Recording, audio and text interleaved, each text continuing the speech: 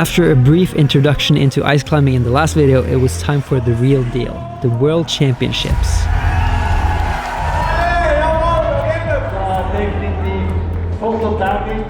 This is the biggest competition in ice climbing. My coach for the weekend, Petra, Klinger, was of course competing. And I was, well, sort of competing. I was gonna get to try the women's final route to see how I would do against the best female ice climbers in the world. Yeah, for me it seems so nerve-wracking when I see you guys, because it seems like you could so easily just pop off. Anything can happen, kind of. The ice axe, it really can hold on to like a millimeter, and as long as your body is stable and steady, it holds on, but as soon as you move a little bit, you just pop off. Yeah. So the qualification route, how was that? The beginning was quite easy, and then it kind of started to get harder and harder, and then around the black volume there were 1-2 more physical moves, and I knew the routes are not so hard. Okay. And you have to top. Out of 32 climbers, 16 would make it through to semifinals.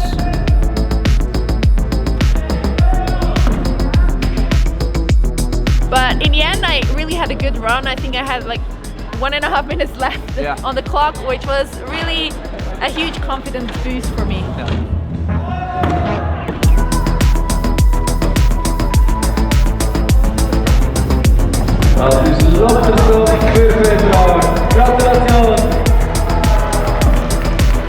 There were also, I think, 7 girls topping both routes. Okay. So everything was open. Semi-finals, I expected to be harder. Yeah. And I kind of, while climbing, always was waiting for the harder moves to come. So in ice climbing competitions, like in lead climbing competitions, it's all about getting as high up the wall as possible. But here you also get points for clipping, and the time element seems to be more important. 8 people make it through from semi-final to final. You only have a certain amount of time to spend on the wall, and if you don't keep up the pace, you will time out. So when you see people letting go on purpose, that's usually because they have timed out. But I was in a good rhythm, and it felt really good. And maybe almost too good that I got the idea to skip a hold. Yeah. Already the moment I kind of swung over my figure 4, I'm like, oh shit. It was like a little metal hold. I was pulling in the side that the ice axe kind of got blocked. So when I wanted to release it, it blocked and my hand kind of popped off. And then my ice axe fell down and everything was over. Yeah, but you can't continue. There's no possible way of continuing. No, right? The rule says that once an ice axe drops, kind of the time stops once it hits the floor. There was a little shock moment. Yeah. I thought it would never be enough for finals because I was feeling so good up till there. But luckily I had the chance to just get through. Do you think that was good for you? Because then you kind of maybe more relaxed in the finals? You want to... Yeah, looking back, it was definitely good for me because I could start early in finals. For once, you don't have to wait as long in isolation as the others. Yeah. And you can kind of set the mark, right. The benchmark, and the pressure is much lower than if you have to climb last, which normally is the best athlete. Right. Well, you're able to deal with the nerves well, it looks like. Yeah, normally once kind of I started climbing, it's okay, I can focus on something. Yeah. But it's like the minutes before, just waiting till it's your turn. I know the feeling. You made it into finals in 6th place? Yeah. Yeah. 6th place. The final route, it looked really long, but is it always that long? It looked like you were kind of speeding up the whole way to make it to the top in time. Yeah, I mean, the wall here is so long in general, and finals kind of traversing and going up again. It's a super long route, and we had like 7.5 minutes. Right. I think we never had finals with this kind of time. Yeah. So I knew that I just had to give it all, speed up. The route was not so hard, so the moves are not super physical. They were a little technical, but the main difficulty was really pacing well and knowing when to rest, when to go fast. Yeah. And yeah, just go fast. So the final is always a huge show with lots of spectators. The ice dome was packed with thousands of people.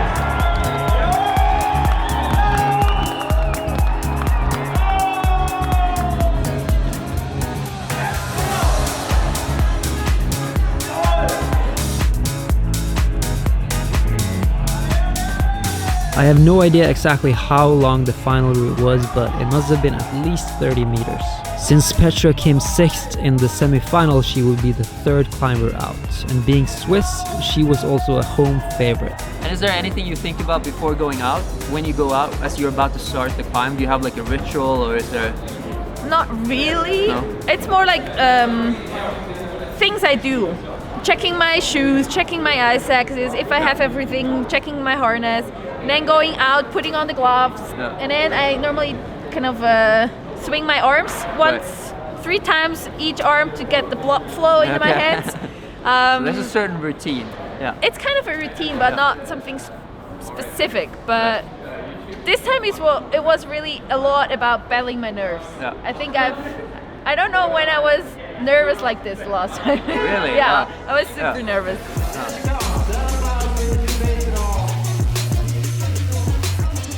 There's like the one little metal hold on a black volume. Yeah. I kind of missed at first and I was not in correctly, and I'm like, just okay, no risk, no fun, go for it. If I lose too much time, I will not be able to make it anyway. So I was all in or nothing.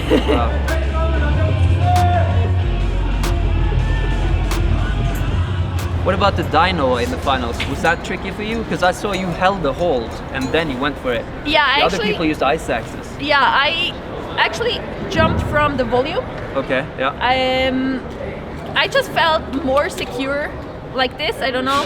Yeah. I felt like the hole was too low, but it was a similar move as in semifinals, a bit further. Yeah. So for me, I was there just, okay, breathe and then confident and go. Because you can lose so much time there with waiting, preparing, and it's my strengths. I mean, I'm from bouldering, this is a huge advantage, just knowing how to jump.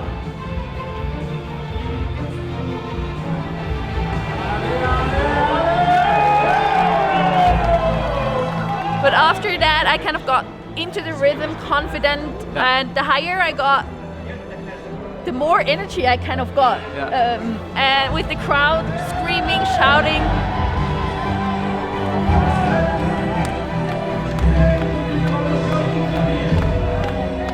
I think the hardest move was on the last panel from the volume side hold into the undercling.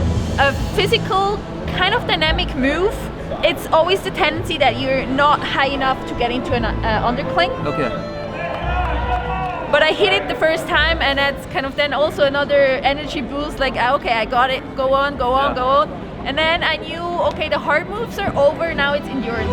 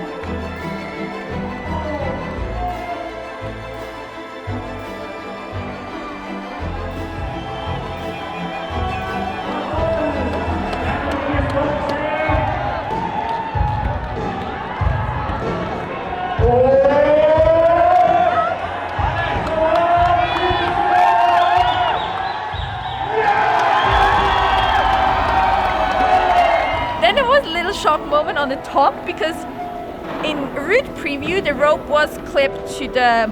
Yeah, I saw that. You didn't know if you were supposed to clip the last one. Yeah, so I was on the top barrel, I'm like looking down, am I on the top or not? Is there still a clip? I couldn't see a clip, and then I just heard someone shouting clip. I'm like, shit, I have to clip. And it was kind of like on a hamster wheel, like going around, like, where's the clip, where's the clip? But in the end they told me that the lower clip was the last clip to do, and the ice barrel was just 2 ice axes. Yeah. I was like, oh, okay.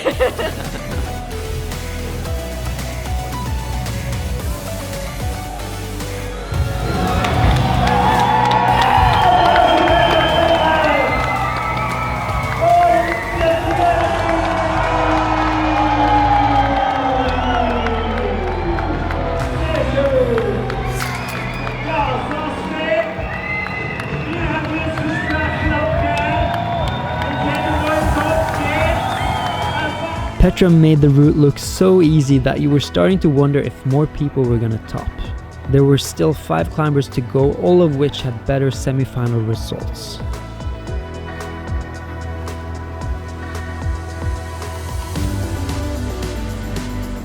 After only a couple of climbers, it became pretty apparent that the final route was actually pretty hard, and how Petra made it look so easy is just crazy. No one else got even close to the top.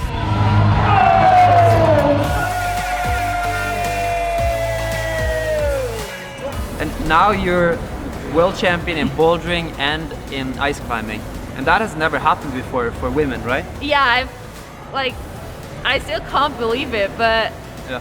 I heard that I'm like the first woman, and so yeah, something special, which is kind of nice to know. That's very good. So now you have to train for lead then, so you have all 3. Yeah, I think for lead climbing, I definitely have to have more endurance. And also for the girls, we normally don't have that hard moves, unfortunately. Yeah. So I think the route setters are also learning that we actually can do the hard moves. Yeah. We train them, but Right. they are probably afraid that too many girls fall early Yeah. if they do harder moves. But I'm hoping to kind of show them that we actually can do these moves. It was also a really shame that Masha Tolokanina, she fell on a jump we had in semifinals, which was super unexpected for me. So her foot slipped, and I mean she was the one to take gold normally. Yeah. So it's kind of still a bit nagging on me that she wasn't in finals to beat her. The men's route was even more spectacular with huge dynos. It looked like moves set for a bouldering World Cup, but with ice axes and crampons. Out of the men, Luna Ladevant from France won.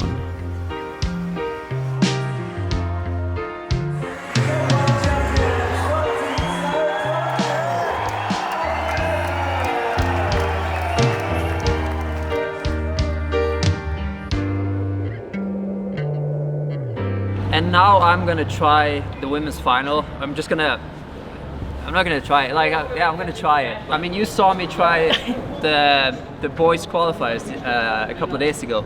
What do you think I have to do differently now? I know one is to speed up a little bit. Yeah, definitely. I mean, the crux in competition is once the pressure, Yeah. second the time. The time, right? I think what's going to be harder is there are much more smaller holes. Okay. Just kind of like trusting the smaller holes then. Yeah, trusting the smaller holes, confidence. I think I already have a little bit more confidence. You know, in the beginning when I started the other route, I was like, what is this? This feels so insecure. Definitely. But now, I mean, you have the power, you have the core tension, you have everything, the basics you need. I'm ready. Or as ready as you can possibly get in a couple of days. I did have one advantage though, and that was seeing people try the route beforehand. If I was actually competing, I would have had to try it on site. And I guess if I was actually competing, I would also have to try the men's route and not the women's route. So there's that too.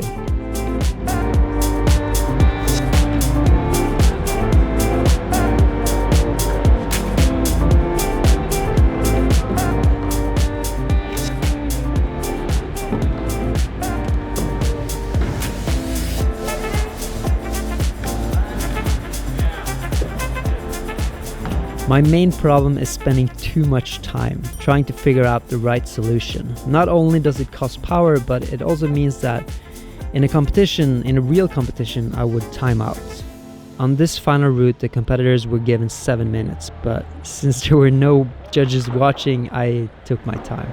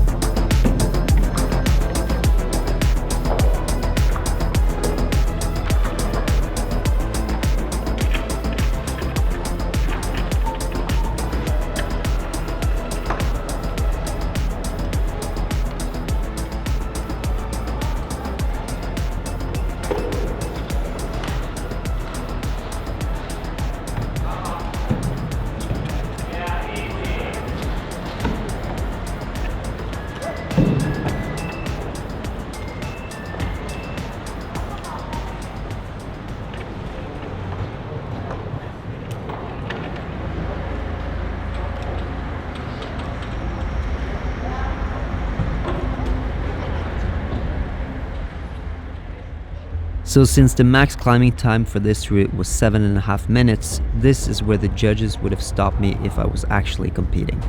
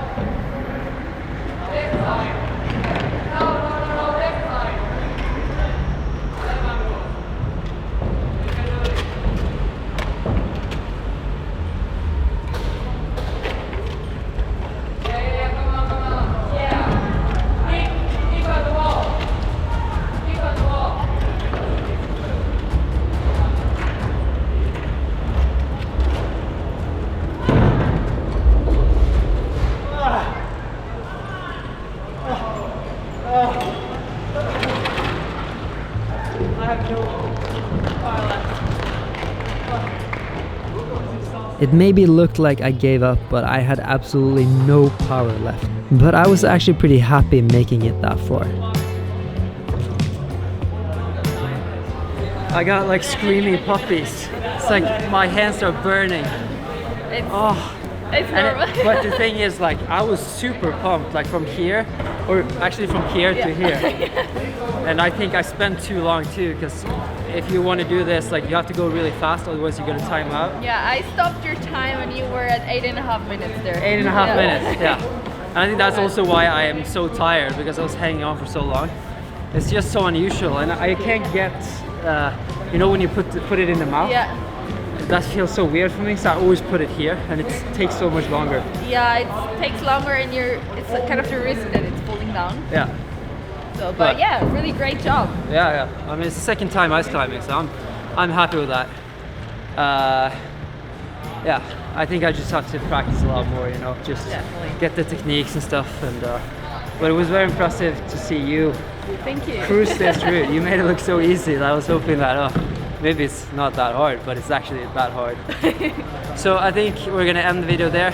Make sure to check out Petra on Instagram and everything. Also follow the UIAA on YouTube and everything to keep up with the World Cups and everything she's doing. Thank you guys so much for watching. Make sure to like and subscribe, and I will see you next time.